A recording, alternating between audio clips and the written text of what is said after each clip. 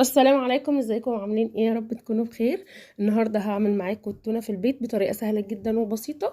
ان شاء الله تجربوها وتعجبكم، كمان موفره جدا. انا عملت كل كميه التونه اللي انتوا هتشوفوها معايا دي بسمكه تونه واحده.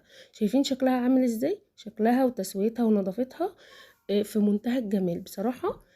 تحفه جدا، لو جربتوها ان شاء الله مش تندموا، بس جربوها بسمكه التونه. انا ما جربتهاش بسمكه تانية غير سمكه التونه. هنا شايفين شكلها عامل ازاي بعد التسوية؟ شكلها نضيف جدا. وكمان المحلول اللي انا حطاه فيها ده الحفظ يعني. شكله عامل ازاي؟ كل ده من التوابل والاضافات اللي انا حطاها على المية وهي بتغلي. كل ده هتشوفوه معايا ان شاء الله، ولو جربتوها ان شاء الله هتعجبكم جدا. شايفين شكلها نضيف وابيض وجميل ازاي؟ المهم انا دلوقتي هوريكم سمكة التونة وشكلها، وغسلتها ازاي ونقعتها ازاي وفضلت معايا في المحلول النقع ده قد ايه. هي دي شكل سمكة التونة. يفضل ان انتوا تجيبوها متقطعة كده، لان هتاخد وقت ومجهود في البيت، وكمان بيبقى فيها دم كتير، وكمان بتبقى ريحتها مش مستحبة. اما كده هتبقى اوفر في الوقت وفي المجهود كتير. المهم انا دلوقتي جبت سمكة التونة بالشكل ده، ونقعتها في المحلول النقع ده مية وملح وخل وليمون لمدة ساعة. آه بس وغسلتها بالطريقة اللي انتوا شايفينها دي، وهبدأ دلوقتي اشطفها لغاية ما المية بتاعتنا تبقى شفافة. وكده هتأكد ان هي نظيفة 100%. وده شكلها، شكل سمكة التونة بيكون كده، وبتكون كبيرة وجلدها كده تحسوه تخين شوية.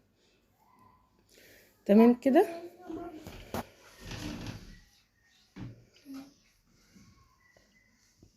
الاسود ده اللي هو من جوه ده هتخلصي منه بكل سهولة بعد التسوية، لان بيبقى يعني خلاص السمكة استوت جدا معانا، وهتقدري تتخلصي منه بكل سهولة. شايفين بقى شكلها بعد ما غسلتها كذا غسلة كذا مرة، عشان اتأكد كمان من نظافتها، لان لازم تتأكدي من نظافتها كويس جدا عشان وانتي بتسلقيها ما تشملهاش اي ريحة زفارة. هي ما بصراحة ما كانش ليها اي ريحة مش مستحبة. ده نتيجة الغسيل والنقع في المية والخل والليمون والملح. يعني انا نقعتها في الاول ساعة، وبعد كده غسلتها اكتر من مرة لحد ما المية بقت معايا شفافة بالشكل اللي انتوا شايفينه ده. شايفين بمسك المية في ايدي كده بحسها ان هي مية نظيفة، يعني ما فيهاش اي دم ولا اي لون مش مستحب. كده اتاكدت ان هي نضيفه 100%. بعدين يعني شطفتها وحطيتها في مصفى تتصفى كده، عشان انا مش عايزه فيها اي ميه. بالشكل اللي انتوا شايفينه معايا ده دلوقتي. وهنا حضرت لها التوابل بتاعتها، عباره عن ملح وفلفل وكزبره وكمون وبابريكا وتوابل سمك زي ما قلتلك. وده سر من اسرار نجاح طعم التونه. ونص معلقه صغيره من الحبهان المطحون او السليم على حسب ما متوفر عندك، ورق لورا، وثلاث فصوص كبار من الثوم، ومعلقه شطه صغيره والفلفل الاسود لازم يكون حب لانه هيغمق الشوربه، وعشان احنا كمان محتاجين منها شويه عشان نحفظها فيها. ف احسن يكون، يفضل يعني ان هو يكون سليم. لو ما عندكش سليم ممكن تحطي بودر بس ما تكتريش. وجزرايه وطماطم وجزرايه وفلفلايه وبصلايه، ما تحطيش طماطم. وهنا فلفل الوان انا كنت مفرزاه عشان ما عنديش طازه يعني، فعادي مش هيقول لا. وليمونه هتعصريها برضو مع الميه، ونص كوبايه زيت وربع كوبايه خل. لو الخل مش هاينز او مش مركز يعني تقدر تحطي نص كوبايه عادي، بس انا حطيت ربع كوبايه لان الخل ده مركز قوي. وهنا بدأت المية تغلي معايا. هبدأ انزل بالمنكهات الاول، بحيث ان انا اخد منها اكتر طعم. في العادي لما بحب اسلق لحمه وفراخ بنزل الاول باللحمه او الفراخ، علشان لما اطلع رغاوي اشيل الرغاوي دي عشان بتبقى عباره عن زفاره. لكن هنا انا غسله سمكه التونه كويس جدا جدا، والتوابل هي اللي هتعمل رغاوي مش السمكه.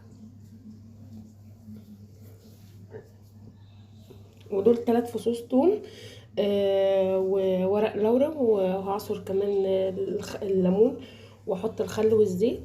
بحس زي ما قلت لكم اركز الشوربه كويس قوي، واتاكد ان هي بقى طعمها حلو قوي وغني كده، بحيث لما انزل فيها السمكه تشرب من الشوربه دي وتطعم لي لحم السمكه. بعدين تطلع معايا تونه اصليه يعني.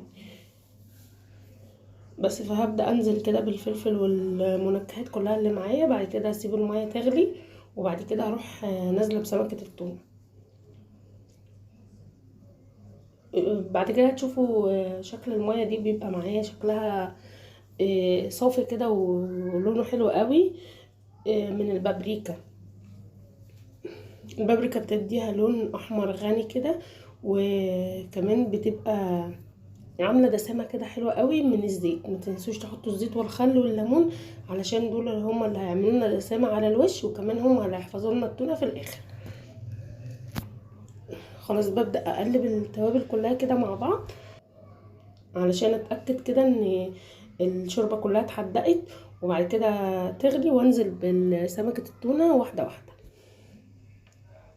هنسيب التونه دي على النار قد ايه؟ هنسيبها لمده ساعه، وكل شويه نبص عليها كده بحيث ان نختبرها، عشان لحم التونه ده ما يبقاش ناشف معاكي. لازم تختبريها كل شويه وتشوفي تسويتها وصلت لحد فين، علشان تاخدي منها افضل نتيجه. عشان لو ما سويتهاش كويس هتبقى سمكه التونه ناشفه ومش هتبقى زي اللي انت بتجيبيها من بره. ركزي وتاكدي ان هي مستويه كويس جدا. انا كل شويه كنت بختبرها لحد ما وصلت للنتيجه اللي انا عايزاها، وكل الاسرار دي انا واخداها من حد موثوق فيه، وكمان بيعمل التونه من زمان. فالخطوات دي والمعلومات دي محدش هيقولها لك الا لحد مجربها. وكمان عشان تطلع الوصفه معاكي ناجحه من اول مره، امشي على الخطوات دي.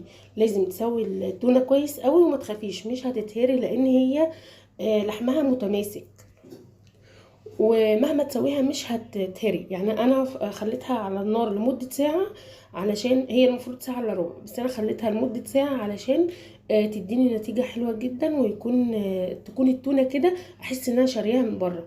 اعمل بيها سلطة تونة، مكرونة بالتونة، تونة بالمايونيز، تبقى طعمها حلو جدا كده.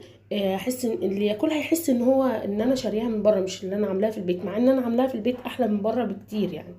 انا شايفه ان طعمها وريحتها ونظافتها افضل من بره بكتير. ده كفايه ان هي ما فيهاش اي مواد حافظه. تمام كده اتفقنا.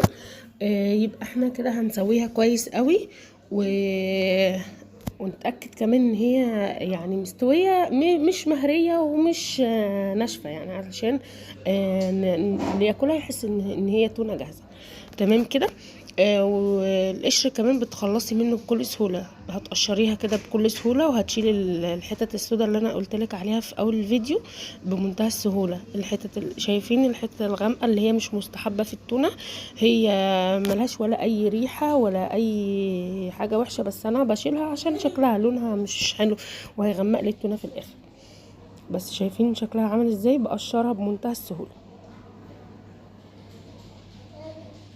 القشره بتاعتها بتتشال وما بتسيبليش اي اثر يعني وكده. وشايفين بتخلص من اي حاجه انا مش حباها في التونه بتاعتي، بحيث ان وانا بقدمها كده تبقى شكلها زي ما بقولك زي اللي جاي من بره واحلى كمان. انا في نظري ان دي احسن بكتير وموفره. وبسمكه تونه واحده عملت كل الكميه اللي انتوا هتشوفوها معايا دي دلوقتي. شايفين اسعار التونه بقت اسعار خزعبليه، يعني العلبه بمبلغ وقدره. فانت اعمليها في البيت ووفري، وان شاء الله هتعجبك جدا لو جربتيها. شايفين؟ وتأكدي كمان من انك شلتي كل الشوك اللي في السمكية نفسها او في التونة نفسها، بحيث ان محدش يجي في بقه شوك. هنا خلاص انا كنت نضفت كمية السمك اللي معايا، سمك التونة او التونة، وهبدأ اعمل لها محلول الحفظ اللي انا هحفظها فيه. محلول الحفظ ده هيكون عبارة عن ايه؟ هاخد الدسامة اللي على وش هنا كنت خلاص خلصت كل الكميه اللي معايا، نضفتها كويس قوي، اتاكدت ان هي ما فيهاش اي شوك ولا اي جلد ولا اي حاجه مش مستحبه من اللي احنا شفناها دي خالص.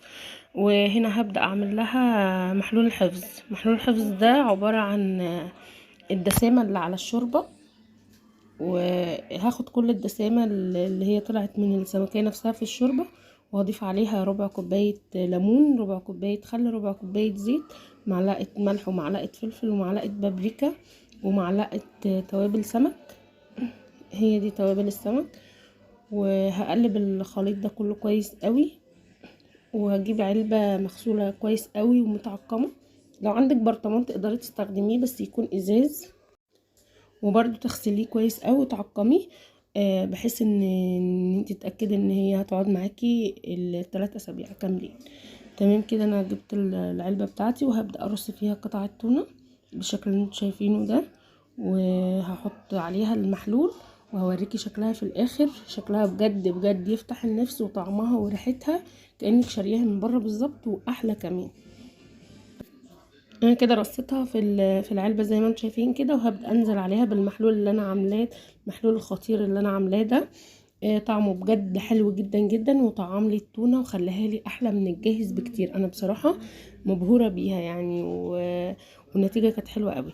وكل الكميه اللي انتم شايفينها دي من سمك التونه واحده بس عملت لي كل الكميه دي، في ظل ان علبه التونه اصلا برقم خزعبلي يعني. فهنعملها في البيت، ويا جبل ما يهزك ريح، اي حاجه تغلى هنعملها في البيت، وان شاء الله هننتصر يعني وباذن الله خير. شايفين شكلها عامل ازاي وتسويتها عامله ازاي. بس كده، هو ده كان الفيديو النهارده. يا رب يكون عجبكم. لو عجبكم ما تنسوش تعملوا لايك، تشتركوا في القناه وتفعلوا الجرس علشان اول ما انزل فيديو جديد، وصفه او روتين او اي حاجه، تقدروا تشوفوه بكل سهوله، لانكم هتبقوا مفعلين الجرس علشان يوصلكوا مني كل جديد. واشوفكم على خير في فيديو جديد، وباي باي.